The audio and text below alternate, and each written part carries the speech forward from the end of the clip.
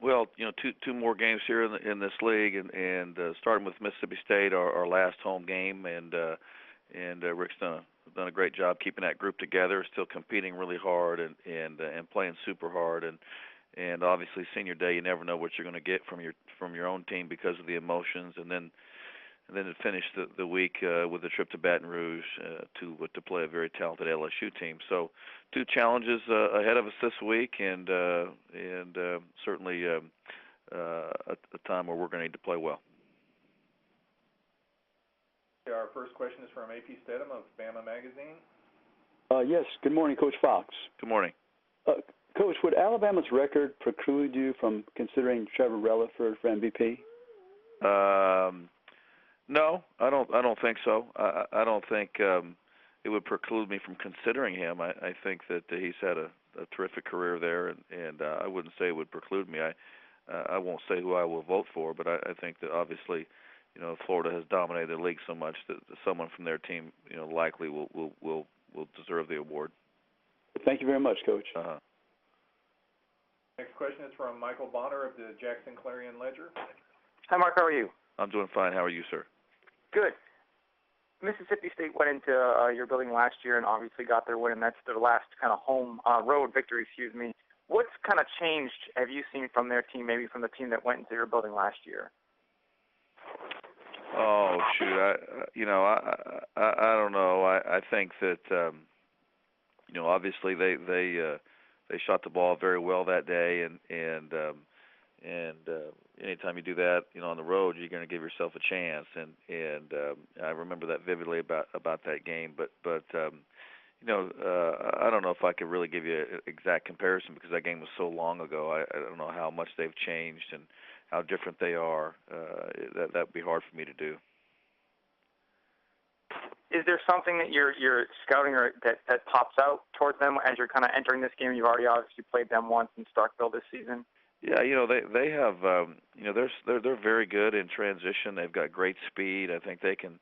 One of the things I think that they do great is their ability to score the ball after a made basket. They can beat you down the floor and with their speed and just lay it in. And so I think that's something that you have to address because they've got excellent speed and quickness with their perimeter players, and they use that to their advantage. Thanks, Coach. Next up is Holt of the Arkansas Democrat Gazette. Hey, Mark. How you doing today? Good, Bob. How are you? I'm good. Hey, we kind of asked you about this Saturday with Ricky Scott, but really it's been a kind of a pattern with Arkansas. They've had 3 or 4 guys this year that didn't play for 3 or 4 games, like Mardrakus Wade or Antoine Bell or Scott or somebody. Then they'll come in and do real well. How big a plus is that for a team when that can happen? And what do you think it says about Mike that he can keep guys, I guess, engaged even when they're not playing sometimes? Well, I think that's a credit to those kids, first of all, and to their staff to keep those guys engaged. I think it's a real advantage to be able to bring an upperclassman off the bench who maybe hasn't played as much, and when you can bring a guy who's played lots of basketball and practiced lots of basketball over the years into a game, they're different than the typical bench player because they have so much experience and maturity, and so I think it's a real weapon for them to be able to go that deep, and it's certainly a credit to those kids for staying engaged. Does it make it hard to scout him because you're thinking, wow, this guy hadn't played in 3 or 4 games, but then like Antoine Bell, he scored 19 at Mississippi State and he'd barely been playing. Does that make them hard to scout for? No, I think that obviously when you play Arkansas, they have a deep team, and so you try and cover all the personnel. So I don't think it makes it that much more difficult to scout. It's just who gets the hot hand, and that can happen any night. Thanks. Next up is Seth Emerson of the Macon Telegraph. Hey, Mark. Wanted to see if I could ask you a variation of the whole one-and-done thing question. Kevin Stallings said earlier that he agreed with you on the whole you wish you all would adopt the baseball rule.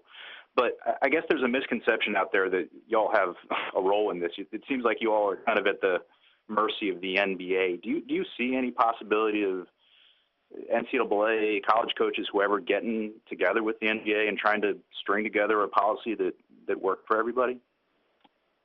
Well, I think you're right, Seth. It is. We're at the mercy of the NBA, and I think that the hope is with the new NBA commissioner that maybe there's a chance for progress there, because we certainly need the NBA to address it, because that's ultimately whose guidelines we end up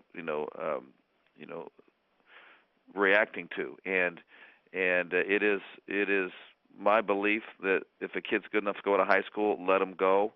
But if they go to college, like we do in football, or like we do in baseball, is require them to stay for 3 years, because I think it would make not only our game better, I think it would make the NBA game better. But we do need the cooperation of the NBA to make that happen. So can we reach out and make some progress? I certainly hope so.